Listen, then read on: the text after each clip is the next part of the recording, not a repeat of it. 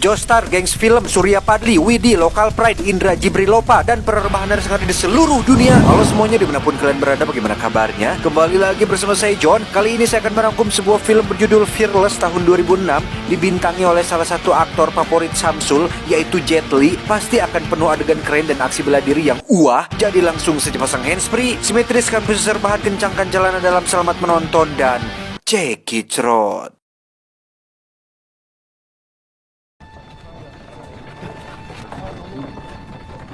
Berlatar di kota Tianjin ketika zaman dinasti Qing masih berkuasa, kisah akan diawali dengan memperkenalkan sebuah perguruan seni bela diri wushu yang sudah sejak lama berdiri dan kini dipimpin oleh seorang ahli wushu terkuat bernama, kita panggil saja Sang Pendekar.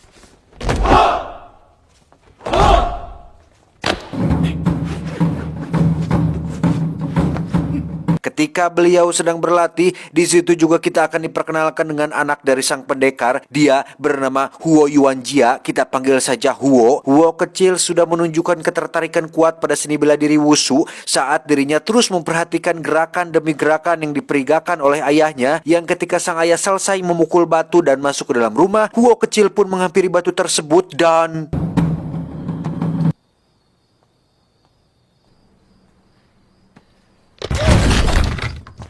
Huo sendiri memiliki seorang sahabat bernama Nong Jinsun. Ini orangnya. Jinsun adalah anak yang cerdas dan hobi membaca, berbeda dengan Huo yang sudah bosan membaca buku dan ingin berlatih bersama ayahnya di padepokan. Tetapi sang ayah nampaknya tidak terlalu setuju, atau mungkin belum saatnya untuk Huo berlatih bela diri.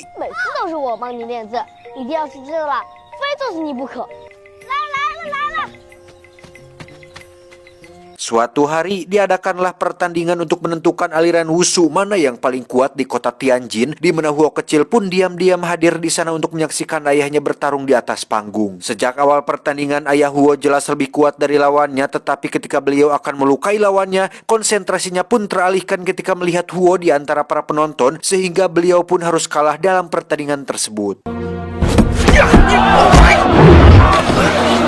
Akibatnya, Huo pun diledek oleh anak dari lawan ayahnya, di mana Huo kecil yang masih punya harga diri pun nekat menantang anak tersebut untuk bertarung, yang karena tidak pernah belajar bela diri sama sekali, Huo pun harus kalah dengan wajah yang babak belur.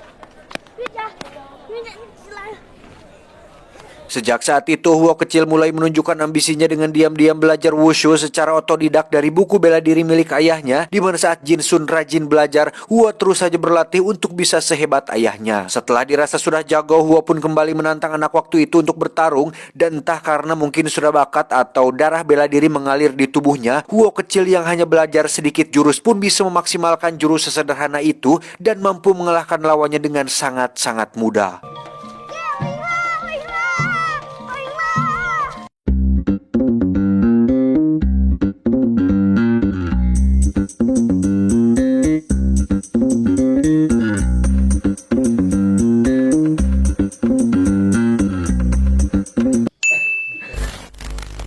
Bertahun-tahun kemudian, Huo kini sudah besar dan sudah memiliki seorang putri kecil tanpa adanya sang istri karena meninggal ketika melahirkan putri kecilnya tersebut. Sang ayah yang seorang pendekar pun sudah lama meninggal, sehingga padepokan Huo kini dipimpin oleh Huo yang memiliki sifat sombong dan punya ambisi besar untuk menjadi yang paling hebat di kota Tianjin. Meski begitu, Huo sangat menghormati ibunya yang selalu berpesan agar jangan terlalu terobsesi terhadap sesuatu, karena musuh terbesar seseorang bukanlah pendekar hebat atau Raja Dajjal, melainkan diri kita sendiri. Dan baru saja diberi nasihat, sang paman sudah membawakan surat tantangan dari seorang pendekar bernama Zhao, di mana pendekar tersebut sudah berpetualang ke lebih dari 30 provinsi dan tidak pernah ada yang mampu mengalahkan si Zhao ini. Sebelum bertarung, Huo pun menyempatkan diri untuk berdoa kepada mendiang ayahnya dan berjanji akan mengharumkan nama padepokan Huo ini dengan mengoleksi penghargaan dari setiap kejuaraan dan menjadi yang paling terkuat di kota Tianjin ini. Challenge-nya sendiri diadakan tepat di tengah kota dan disaksikan langsung oleh para penonton dari penjuru kota, di mana Huo harus berjalan di antara kayu untuk bisa naik ke atas, yang di situ sudah ada Zhao yang sedang menunggunya.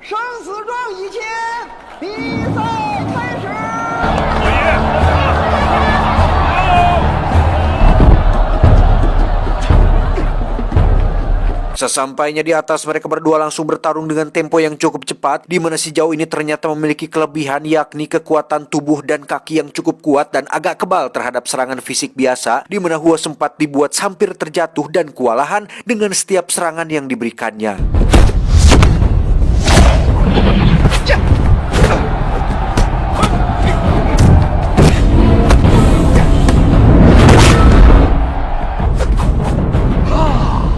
Ketika Huo terkena pukulan, saat itulah adrenalinnya mulai terpacu, di mana dia menambah kekuatan pada kakinya yang membuat papan saja hancur dibuatnya, kemudian memfokuskan serangan pada titik syaraf pahanya supaya kekuatan kaki Zhao tidak sekuat sebelumnya dan mudah untuk ditumbangkan.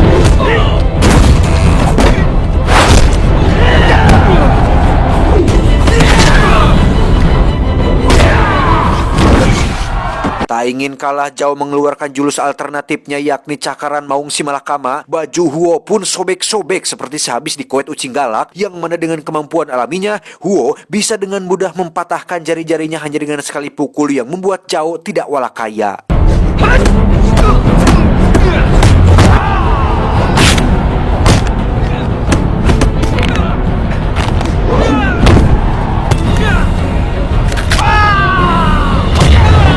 Untuk kesekian kalinya, Huo berhasil memenangkan pertarungan dan tetap menjadi yang terkuat di sebagian besar daerah di kota Tianjin. Untuk merayakan kemenangan tersebut, Huo mengajak murid-muridnya minum di restoran milik Jinsun yang dulu kutu buku, sekarang sudah menjadi seorang bisnismen. Saat sedang menikmati makan itulah muncul dua pemuda yang ingin berguru di padepokan Huo, yang karena ini adalah hari bahagia, Huo pun langsung menerima mereka berdua dan mentraktir semua orang yang ada di sana untuk minum dan bersenang-senang bersamanya.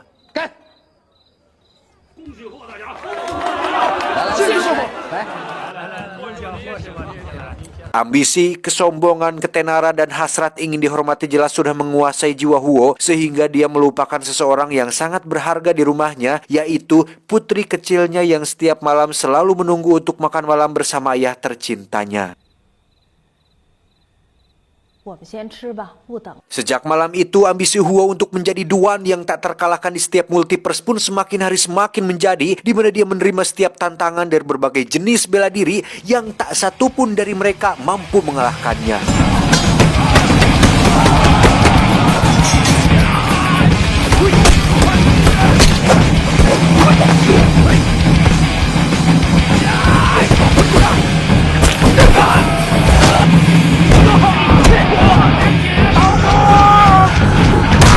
Dirasa terlalu mudah, Huo pun membiarkan semua petarung untuk melawannya sekaligus, di mana Huo yang sudah berhasil mengalahkan dirinya di setiap multiverse pun mampu melumpuhkan mereka semua dengan serangan yang tidak biasa. Alhasil, kini semakin banyak saja petarung yang ingin berguru di padepokannya, di mana sebagai bentuk rasa senangnya, Huo seperti biasa mentraktir mereka semua minum di restoran milik Jinsun sahabatnya ini.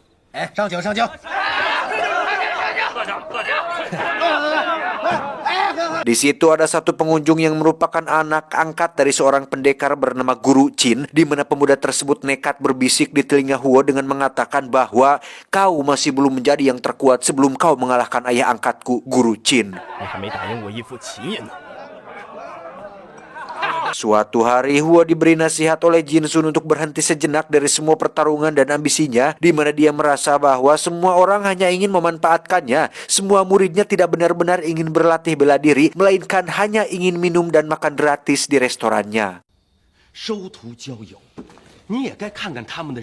Bahkan tagihan Huo kini sudah menumpuk, yang hal itu dikhawatirkan akan menjadi masalah bagi Huo untuk kedepannya. Dan apa tanggapannya? Huo justru dengan percaya dirinya menjawab bahwa dia akan mengurus tagihan tersebut secepatnya, karena untuk saat ini dia tidak bisa atau belum bisa berhenti, sebab masih ada satu pendekar hebat yang perlu dia kalahkan, yakni Guru Qin dari padepokan sebelah, di mana anak angkatnya sudah berani membisikkan tantangan tersebut kepadanya tempo malam, yang bagi Huo itu adalah sebuah tantangan untuk menentukan siapa yang paling hebat di kota Tianjin ini.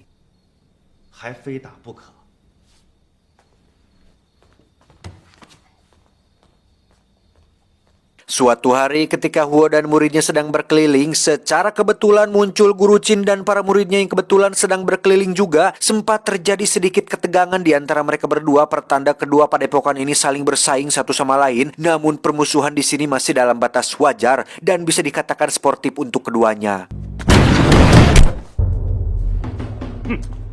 Hati yang panas serta jiwa yang ngagolak yang sudah dikuasai iri, dengki, dan kesombongan membuat Huo merasa jika para muridnya terlalu leha-leha dan pelaya-peleye dalam berlatih, sehingga Huo yang sedang dirundung kekesalan pun tak terpuaskan pun melampiaskan emosinya dengan menghajar satu persatu anak didiknya dan mencontohkan sebuah pukulan yang mampu merontokkan satu batang kayu hingga membuat mereka semua ketakutan.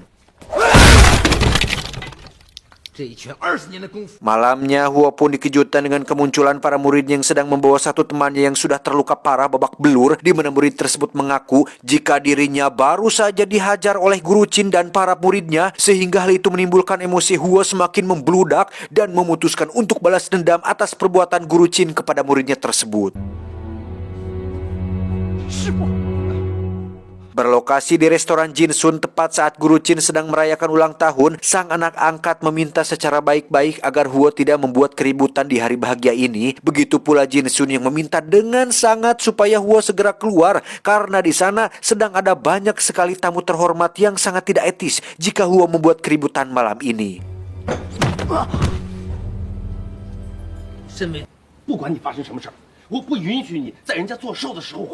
Akibat Homer yang sudah ditenggaknya membuat Huo tidak bisa dihentikan bahkan oleh sahabat dekatnya sendiri, di mana semua orang pun ketakutan dan keluar dari restoran menyisakan Huo dan guru Qin saja. Pertarungan hidup dan mati pun berlangsung sengit di antara keduanya, di mana Huo memang tidak berniat untuk bertarung melainkan untuk membunuh, sehingga setiap serangan yang diberikan benar-benar mematikan dan tak ada ampun untuk lawannya guru Qin ini.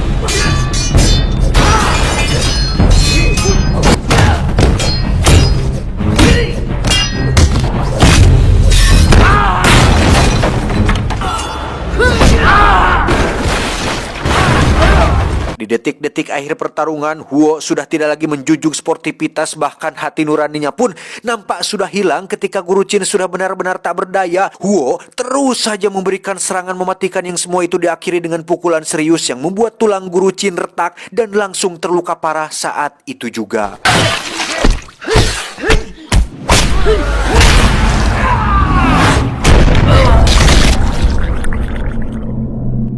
Selesai pertarungan, para muridnya yang tidak tahu diri pun segera merayakan kemenangan dengan mengajak Huo minum-minum. Sementara untuk guru Qin, dia sempat dilarikan ke rumah sakit tetapi nyawanya tidak tertolong dan meninggal 2 jam setelah pertarungan tersebut. Keesokan paginya, Huo pun bangun dengan wajah kacau sehabis mabuk-mabukan semalam. Dia juga sangat menyesal saat mendengar jika guru Qin tewas setelah pertarungan semalam. Dengan tubuh yang masih belum stabil, Huo pun pulang ke rumah yang di situ dia akan benar-benar terpuruk saat menemukan ibunya tewas bersimbah darah dan putri kecilnya yang juga tewas dengan kondisi yang sangat mengenaskan.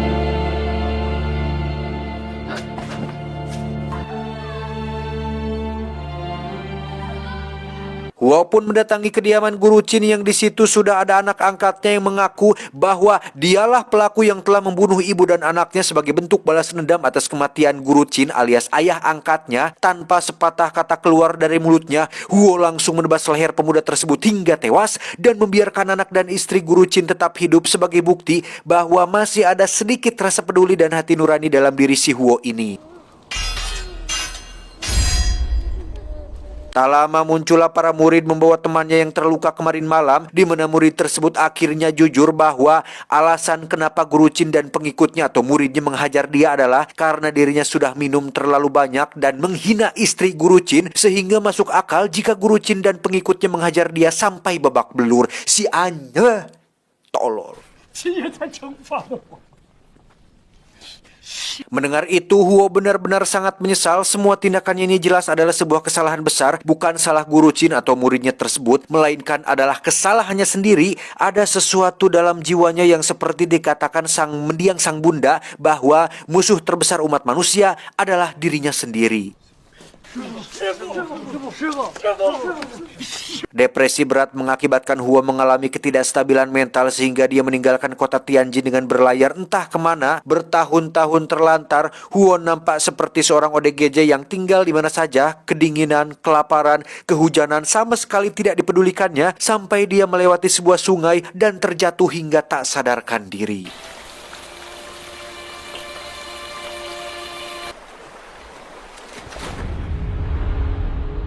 Huo pun diselamatkan oleh warga desa yang penduduknya berprofesi sebagai petani dan peternak, di mana mereka semua merawat Huo dengan baik. Bahkan ada satu wanita, seorang wanita yang tunanetra bernama Mun. Ini wajahnya pun nampak sangat peduli kepada Huo dengan memberikannya makanan dan membersihkan tubuhnya hingga kembali ke penampilan Huo seperti sebelumnya.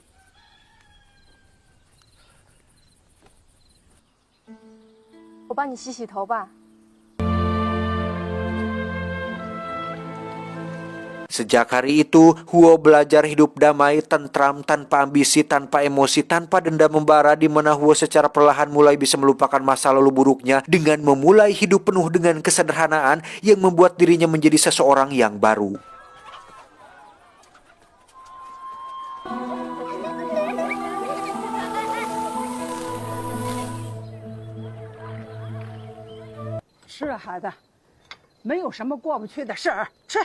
Suatu hari, salah satu bocah kampung pun tengah dilanda kesedihan tatkala kerbau kesayangannya mati akibat sakit tipes, yang tak lama kemudian si bocah dikabarkan mencuri kerbau milik desa tetangga dan disiksa oleh mereka sebagai hukuman atas kesalahannya tersebut.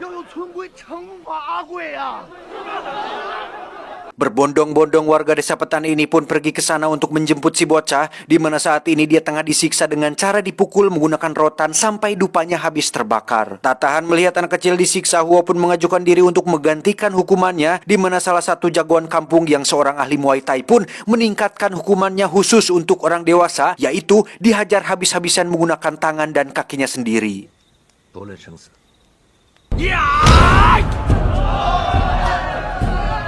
Pukulan demi tendangan diterima oleh Huo tanpa perlawanan sedikit pun, di mana rasa sakit tersebut diterimanya dengan lapang dada, hitung-hitung sebagai penebus dosa atas segala kesalahan yang telah diperbuatnya masa lalu. Ketika siksaan yang dilakukan Tony Jakawe sudah keterlaluan, saat itulah Huo bertindak dengan melakukan pertahanan, memang tidak melawan, tetapi gerakannya jelas membuat si Tony Jakawe ini semakin geram hingga membuat dia kewalahan sendiri dibuatnya.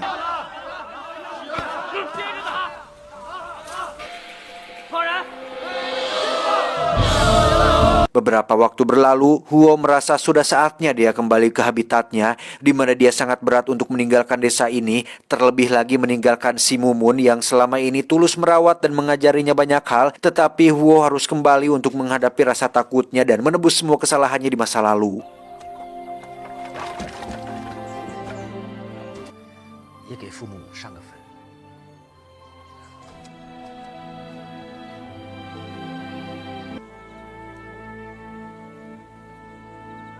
Kepulangan Huo ke Tianjin terjadi bersamaan dengan berakhirnya masa dinasti Qing, di mana saat itu berbagai negara menginvasi Cina dan kota Tianjin menjadi salah satu daerah jajahannya. Setibanya di sana, Huo langsung pergi ke rumah lamanya yang kini kondisinya sudah bulukan, tidak terurus. Di situ ada sang paman yang selalu setia menjaga rumah itu sejak Huo kecil. Dia juga mengungkapkan bahwa beberapa kali rumah ini akan disita, tetapi Jin Sun sahabatnya selalu menolong dengan berbagai bantuan yang dia berikan kepada sang paman.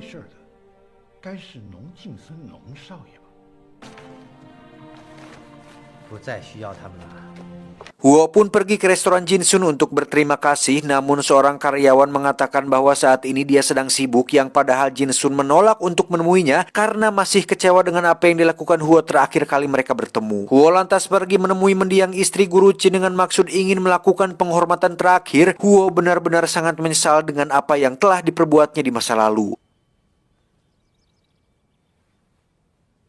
Huo juga sempat bertemu dengan kedua murid setianya yang saat ini terpaksa mencari nafkah dengan menjadi seorang staf keamanan di sebuah tempat hiburan, di mana mereka berdua masih sangat menghormati Huo sebagai guru mereka di masa lalu. Jauh juga Huo kunjungi untuk meminta maaf atas pertarungan waktu itu, di mana Huo yang sekarang sudah menjadi sosok baru pun dengan baik hati memberikan buku rahasia jurus-jurus wushu Huo yang selama ini sangat diinginkan oleh si Zhao tersebut.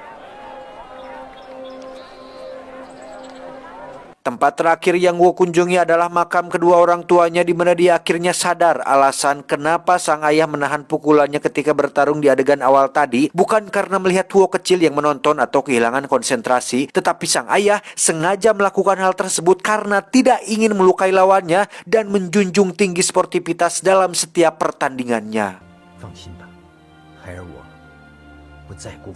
Saat itulah Huo membaca sebuah berita di koran tentang seorang petarung Amerika bernama Hercules O'Brien yang telah bertarung sebanyak 34 kali tanpa kalah, membuat 25 diantaranya terluka parah dan menghina Cina dengan sebutan orang Asia pesakitan. Tak terima negaranya dihina, Huo kembali menemui Jin Sun untuk meminjam uang supaya bisa mendaftar melawan si Hercules, di mana Jin Sun akhirnya memaafkan semua kesalahan Huo dan bersedia untuk membiayai semuanya asalkan Huo bisa mengalahkan si Hercules O'Brien tersebut. Tibalah hari pertandingan, sosok O'Brien ini secara fisik memang 5 kali lipat lebih besar dari Huo, entah titiknya, tetapi secara teknik Huo jelas lebih unggul dibandingkan tubuh besar yang dimiliki oleh si O'Brien ini.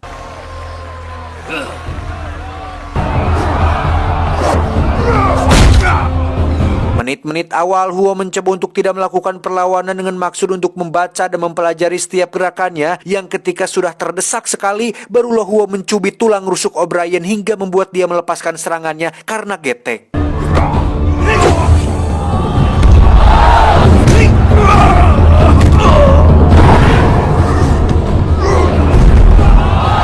Selanjutnya, Huo bisa dengan mudah menumbangkan raksasa ini beberapa kali, bahkan sampai membuat kayu penahan di samping ring copot dan pakunya menonjol keluar. Tak ingin menyerah begitu saja, O'Brien semakin beringas dalam setiap serangannya, yang ketika Huo sedang terkapar di bawah, O'Brien pun naik ke atas ring untuk melakukan smackdown, tapi tiba-tiba...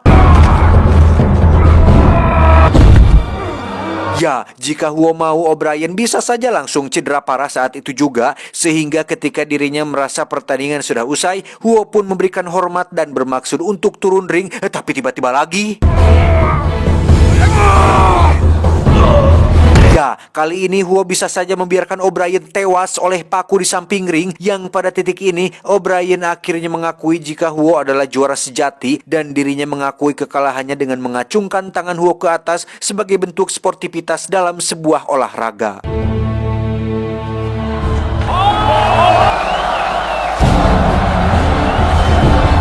Setelah pertandingan, Huo pun berbicara dengan Jin Sun tentang mau dibawa kemanakah wushu selanjutnya, di mana mereka berdua memiliki sebuah ide untuk menjadikan wushu bagian dari cabang olahraga yang berdasarkan pengalaman dan perjalanan panjangnya. Huo ingin mengenalkan wushu bukan hanya sekedar untuk berkelahi atau bertempur, melainkan adalah sebuah cara untuk mengolah tubuh, pikiran, dan jiwa seseorang. 以这一点点绵薄之力，只有懦弱的人才会通过武力去证明。 Zhao yang sebelumnya memandang musuh kepada Huo pun kini berubah 180 derajat menjadi sangat mendukung Huo supaya wushu bisa go internasional, di mana dia resmi bergabung dengan padepokan Huo untuk supaya Huo bisa menang dalam pertandingan selanjutnya. Di sisi lain, kita akan diperlihatkan oknum-oknum penyelenggara atau semacam orang di balik setiap pertandingan yang ternyata para pejabat dan petinggi-petinggi ini membuat semacam taruhan untuk meraup untung sebanyak-banyaknya. Mereka semua tidak memperdulikan sportivitas dan arti olahraga yang sesungguhnya, sehingga segala cara pasti akan dihalalkan untuk bisa mendapatkan apa yang mereka inginkan di pertandingan nanti. With what I have in mind, our victory is guaranteed. Tibalah hari pertandingan yang diadakan di Shanghai, lebih tepatnya di gedung teater Pierre Prancis. Huo akan melawan berbagai jenis seni bela diri dan olahraga dari seluruh dunia, yang jika terbukti menang, maka wushu akan dimasukkan ke dalam salah satu cabang olahraga yang akan diselenggarakan pada setiap olimpiade di dunia.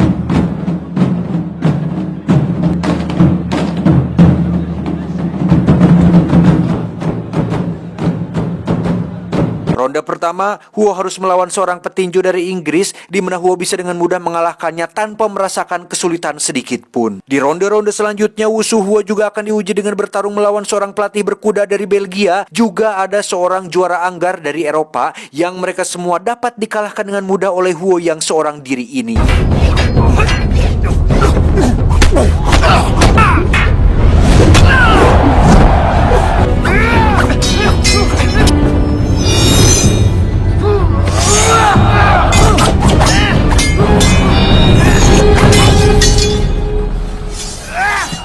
Terakhir, Huo harus melawan seorang petarung dari Jepang bernama Tanaka, di mana dia menggunakan sebuah katana, sementara Huo akan menggunakan sebuah triple stick atau nunchaku sebagai senjatanya. Pertarungan pun berlangsung tegang ketika kemampuan Tanaka ini ternyata jauh lebih hebat dari 3 petarung sebelumnya. Namun Huo yang selalu bersikap tenang pun mampu menahan setiap serangan, bahkan sempat bertukar senjata yang Tanaka sendiri kurang begitu lihai dalam memainkan nunchaku tersebut.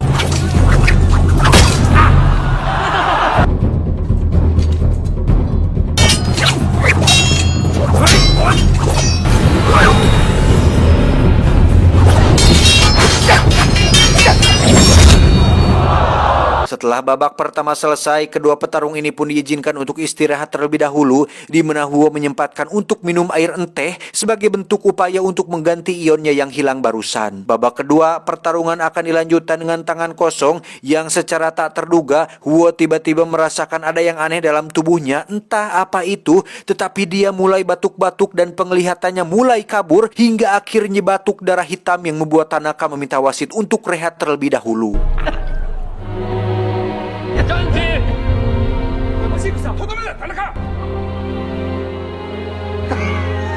Ternyata perwakilan dari Jepang, kita panggil saja si Samsul, ini bebuknya pun sudah memasukkan racun ke dalam teh yang diminum Huo, yang hal tersebut dia lakukan karena tidak ingin kalah taruhan dalam pertandingan tersebut. Salah satu murid Huo sempat berniat untuk balas dendam, tapi Huo melarangnya karena dari pengalamannya, balas dendam hanya akan melahirkan balas dendam lain yang nantinya bisa menyangsarakan semua orang.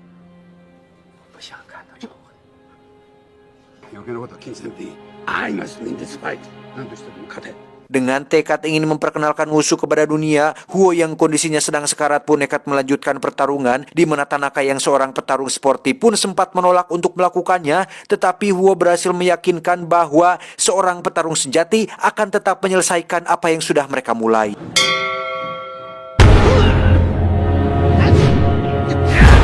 Berkali-kali Huo jatuh dan tetap bangkit lagi, terjatuh lagi dan bangkit lagi, sampai beberapa kali muntah darah. Huo tetap bangun untuk kehormatan negara dan seni bela dirinya, di mana pada titik ini Huo mengerahkan sisa-sisa tenaganya untuk melakukan serangan seperti yang dilakukannya pada Guru Chin, di mana serangan tersebut sengaja ditahan karena tidak ingin mengulangi kesalahan kedua, dan Tanaka menyadari sepenuhnya bahwa Huo lah yang menang dalam pertarungan tersebut.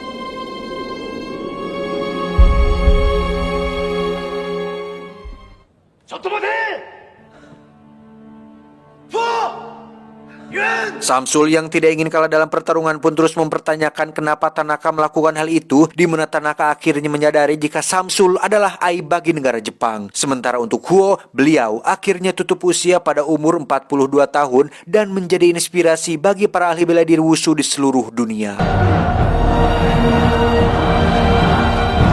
Tamat, ending yang cukup menjetlikan. Pesan yang bisa kita ambil dari film ini adalah, sebelum niat balas dendam, gali 2 kuburan dulu. 1 untuk lawan, 1 untuk diri sendiri. Saya John, mewakili direksi yang bertugas mengucapkan terima kasih dan sampai jumpa di video selanjutnya. Adios, kerang ajaib SpongeBob.